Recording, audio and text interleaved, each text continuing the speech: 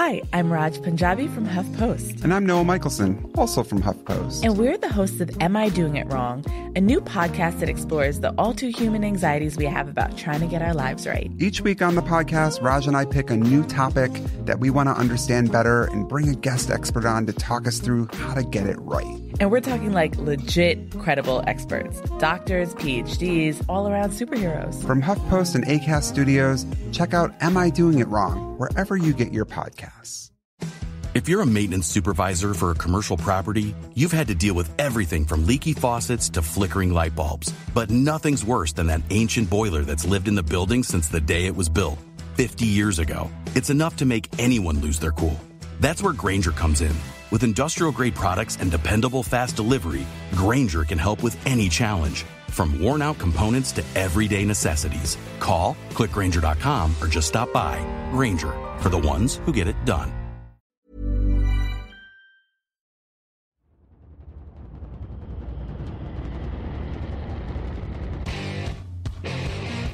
What time is it now? Time is it now? Talk to that. Talk to that. What time is it now? What time is it now? Got gun, Hulk left slot, Dixie left, Key left, Mercedes, wide chip, Ricky, Fever left, 75, Katie, Omaha, quick going.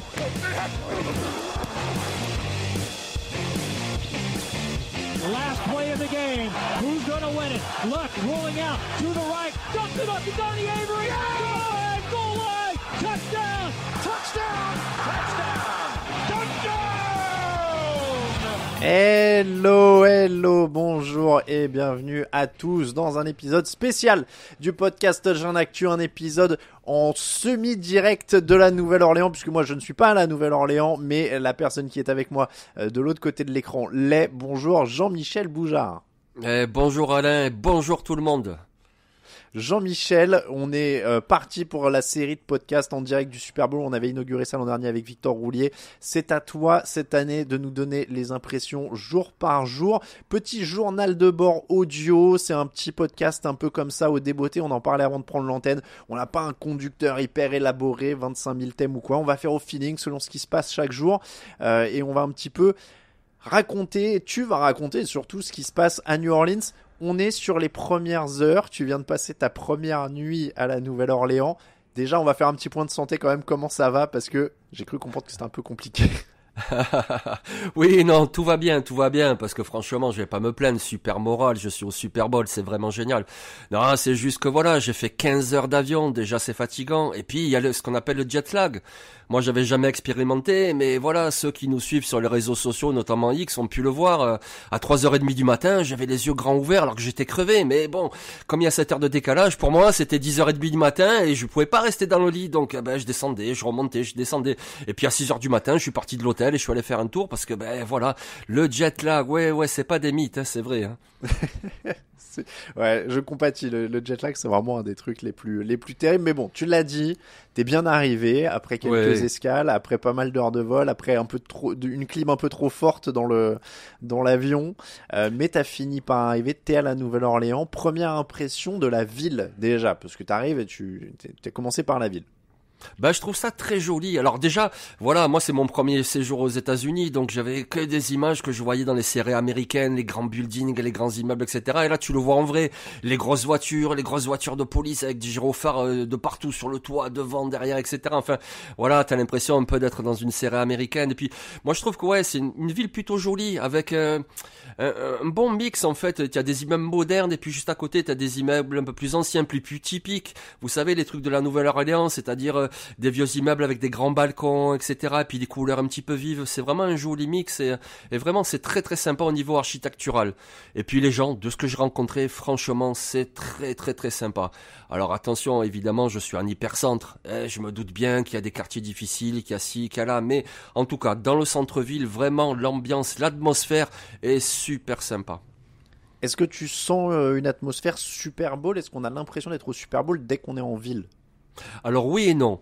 Le oui, c'est parce qu'il y a de la signalisation un peu de partout, c'est-à-dire les arrêts de bus, c'est-à-dire les lampadaires, il y a des pancartes, etc. Donc oui, c'est vraiment signalé, on le sait qu'on est en ambiance Super Bowl.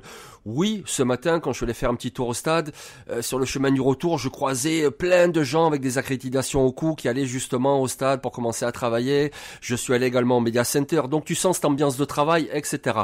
Après, si je dis non aussi, c'est parce que, oui, bien sûr que j'ai croisé quelques fans avec des maillots des Eagles, avec des maillots des Chiefs, mais c'est pas non plus une marée humaine comme je pense que je vais la connaître d'ici 2-3 jours. Je pense que vendredi, samedi, et puis encore plus dimanche, là, il y aura des maillots de partout, il y aura vraiment une fièvre Super Bowl. Pour l'instant, c'est, voilà, plus ambiance de travail et ça monte gentiment.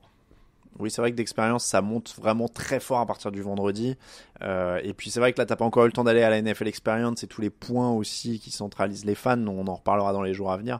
Mais ça jouera probablement. Après, il faut quand même aussi dire, si tu traînes à 6h du matin, tu vas pas voir grand monde.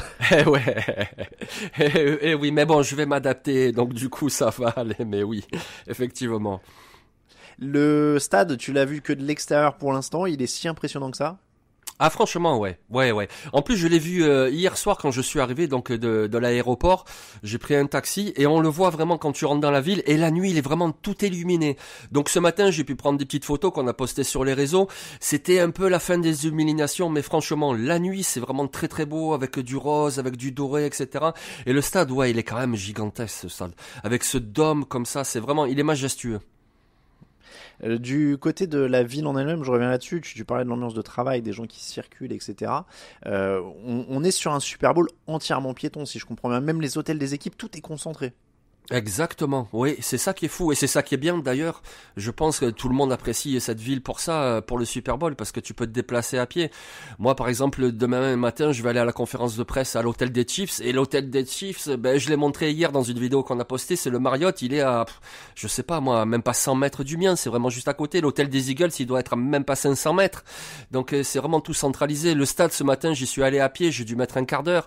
Le Media Center, c'est de l'autre côté, mais c'est un quart d'heure aussi. Donc vraiment, c'est un truc de piéton, c'est très très facile, c'est big easy, donc vraiment c'est easy. Et ça fait quoi de dormir à 100 mètres de Patrick Mahomes alors? Ça t'a pas aidé visiblement. Non, en tout cas je voulais pas le rencontrer, j'espère pas lui refiler le rhume que j'ai attrapé, mais ouais. Mais c'est vrai qu'il est pas loin. Ce serait fâcheux là. Demain en conférence de presse, il va falloir que tu fasses gaffe quand même, tu tousses pas sur les joueurs. Hein. Non, mais même je vais pas leur serrer à la main rien, parce que non, on va garder les distances. Non, j'ai reçu des messages sur les réseaux, il y en a qui m'ont dit vas-y va à l'hôtel, tu leur mets le bordel, enfin des supporters de l'autre équipe, donc mais voilà. Je vais pas les écouter, mais bon. Après en général, tu me diras, ça peut arriver que certains serrent la main. Après je pense qu'ils sont plus précautionneux après ces dernières années avec les histoires de virus etc. Mais c'est bon, on va faire attention de ce côté-là. En tout cas, donc ouais, tout est à pied, ça c'est plutôt cool. Et ce matin, la première étape, donc c'était récupérer la crède. Exactement, donc le Media Center, récupérer l'accréditation et organisation à l'américaine, incroyable, je veux dire, ça ouvrait à 8h, ils ont ouvert les portes à 8h, je suis rentré, on me fait rentrer dans un hall. Le gars il me dit mais mets-toi devant le scanner il prend ma photo, même pas une seconde mon nom s'affiche, il me dit voilà tu vas à tel guichet, je récupère mon accréditation comme ça, et juste à côté de moi qui récupère aussi une accréditation, il y avait 2 entraîneurs, un j'ai oublié son nom, il faudrait demander à Grégory, c'était un ancien entraîneur des Falcons, il était avec Brian Billick, l'ancien entraîneur de Baltimore, donc je les ai salués etc. Et je leur ai dit que même en France on les connaît, ils étaient contents, ils m'ont dit merci, et ouais vraiment c'est l'organisation carrée à l'américaine, c'est incroyable, c'est vraiment bien fait. Alors, attends, quand tu dis que tu t'es mis devant un scanner, ça veut dire que t'as même pas montré de pièce d'identité, ça a reconnu direct pour la crède? Exactement. Mais j'ai même été surpris parce que moi je pensais qu'ils allaient me prendre une photo et qu'ensuite on allait s'en servir avec cette... Non, je me suis mis devant cet engin, ça a pris ma tête, une seconde après il y a mon nom qui s'est inscrit, mon nom, mon prénom. Et là, le gars, il m'a dit, OK, Mr. John Michael, you go to the... Ouais, tu sais, il parle comme ça. Et il m'a dit, tu vois, au 4B. Alors, il m'a dit 4B, j'imagine, quoi. Et je suis allé au guichet 4B récupérer mon accrède. Mais ouais, ça m'a reconnu direct. Donc, du coup, j'ai compris aussi qu'il fallait pas que je fasse un peu de travers parce que, ah ouais, non, c'est bon, ils me connaissent. Ah ouais, maintenant. non, il rigole pas avec les règles. Faut bien que tu lises les petites lignes derrière la crède aussi, parce qu'il y a le règlement et tout. Est-ce que tu veux que je t'appelle John Michael pendant la semaine ou Non, ça ira. Mais c'est impressionnant comme truc. En fait, c'est pour ça que je te demandais, c'est que moi j'étais encore à l'époque où t'allais voir quelqu'un, une personne, tu lui disais je m'appelle un tel, tu montrais ta pièce d'identité, il regardait le nom, il cherchait dans un petit bac les accrèdes, et seulement si t'avais pas fourni de photos en amont, il en prenait une pour la remettre dessus. Mais là, en fait, c'est vraiment reconnaissance faciale directe avec la photo qu'on a, parce qu'on fournit des photos en avance pour quand on fait les demandes d'accrède et qu'on les valide notamment. Donc là, en fait, avec ce que tu avais envoyé, ça a reconnu direct et roulé quoi.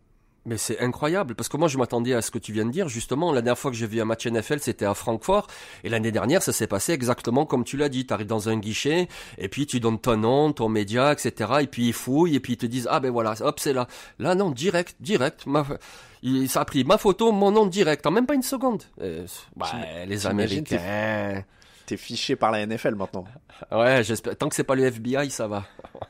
Alors, dis-toi que, alors je pense que je sais pas si tu l'es, mais au moment où on demande les accrèdes, il y a marqué que c'est un événement surveillé par le FBI au niveau sécuritaire, sécurité le plus élevé des événements américains, etc., etc. D'autant que là, en plus, tu auras le président américain. Je sais pas si tu as eu l'info du coup au milieu du jet lag. Non. Le président américain sera présent physiquement au stade. Ce sera la première fois de l'histoire qu'un président en exercice assiste au Super Bowl.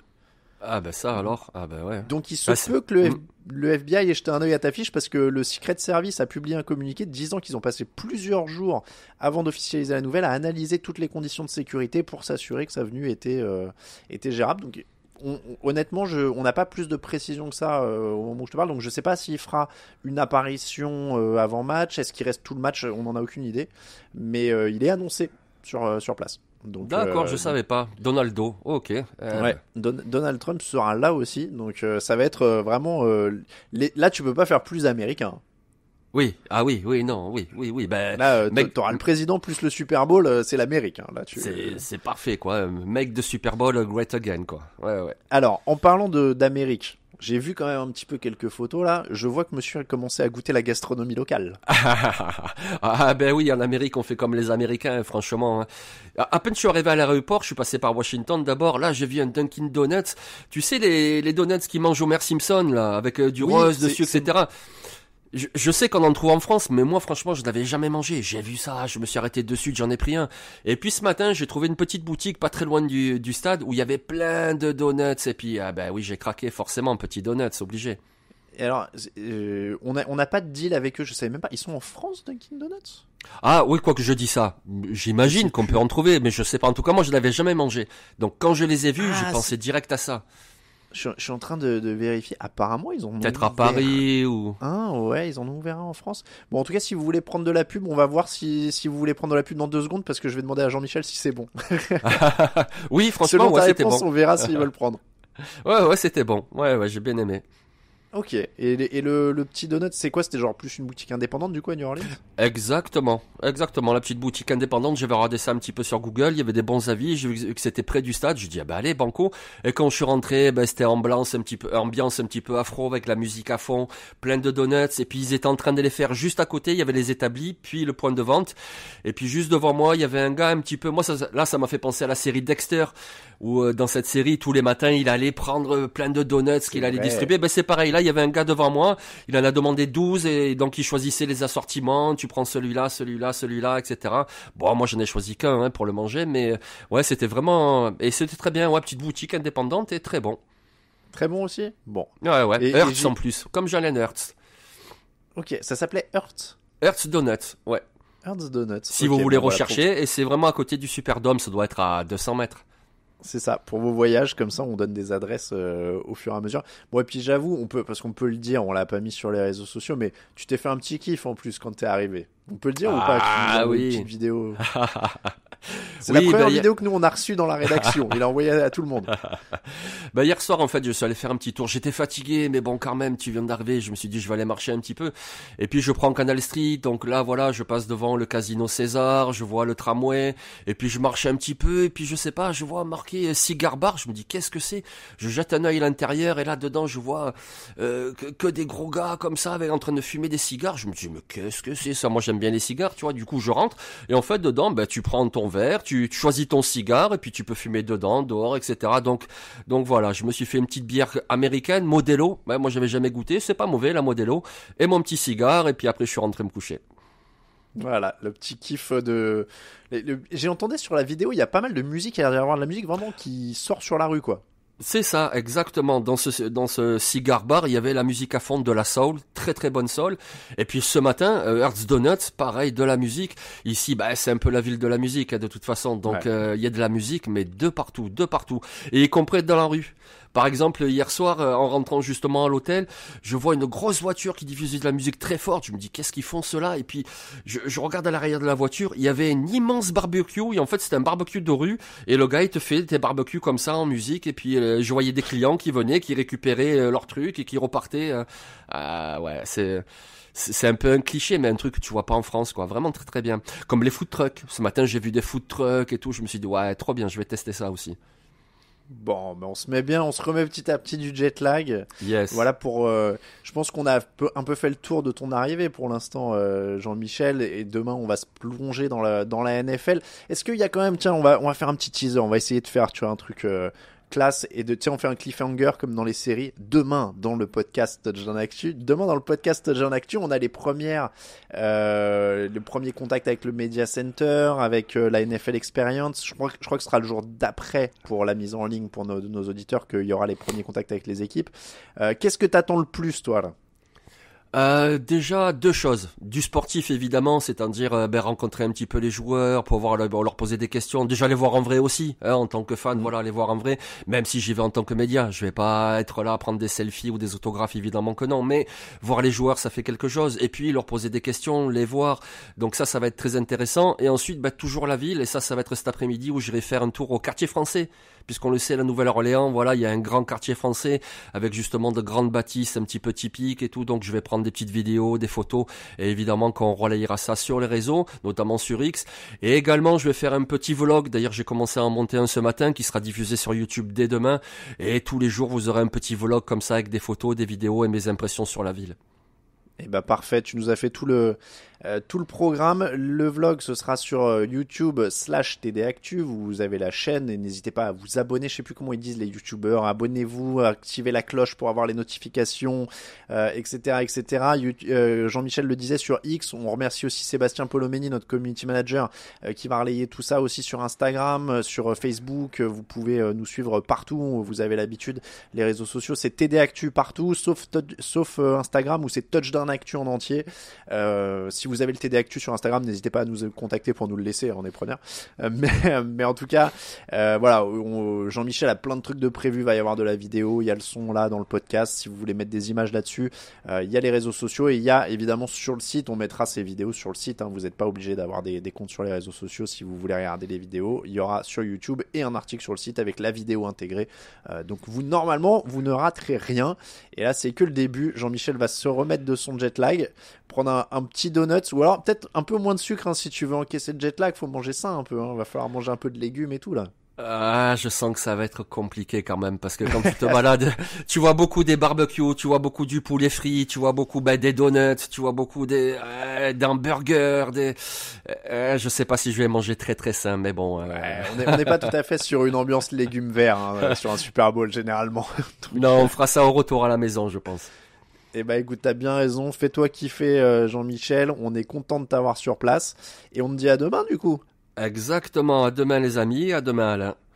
Eh ben on se quitte sur un petit générique, retrouvez-nous demain, évidemment tous vos autres podcasts habituels de la semaine sont disponibles et on vous dit à très bientôt sur les antennes de TDActu. À demain Jean-Michel. Les meilleures analyses, fromage et jeux de mots, tout sur le foutu est en TDActu. Le mardi, le jeudi, tailgate au risotto, les meilleures recettes dans TDActu. Fumble pour JJ Watt, Bismuth pour Marshall Lynch, Procas Global Beckham, Tom Brady quarterback, calé sur le fauteuil, option Madame Irma, à la fin on compte les points et on finit en requin.